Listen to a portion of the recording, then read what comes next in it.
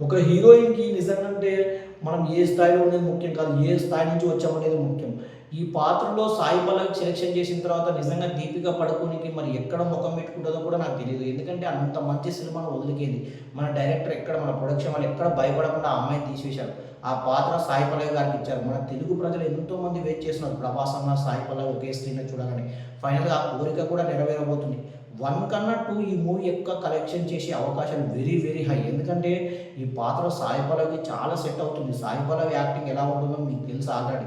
అలాగే ప్రభాస్ అన్నకి, సాయి పల్లవికి ఎక్కువ ఫ్యాన్ బేస్ ఉంది బయట. ఈ కాంబినేషన్ ఎంతోమంది తెలుగు ప్రజలు ఎదురు చూడాలని కోరుకున్నారు. నిజంగంటే ఈ స్క్రీన్ ఈ సినిమా రిలీజ్ అయ్యి ఈ సినిమా రిలీజ్ ఈ సినిమా రిలీజ్ అయ్యి రిలీజ్ ఈ సినిమా రిలీజ్ అయిన రోజు నిజంగంటే స్క్రీన్‌లు ఉంటాయో మూసుకుపోతాయో కూడా తెలీదు. ఎందుకంటే ఆ రేంజ్‌లో యాక్టింగ్ చేస్తారు.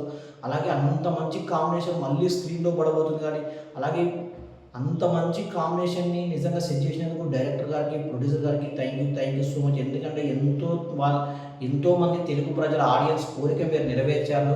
అలాగే ఈ మూవీ ఎంత కలెక్షన్ చేస్తుంది అనుకుంటున్నా కూడా అలాగే ఈ మూవీ ఎంత కలెక్షన్ చేస్తుంది అలాగే మూవీ ఎంత కలెక్షన్ చేస్తుందో కూడా కామెంట్ చేయండి.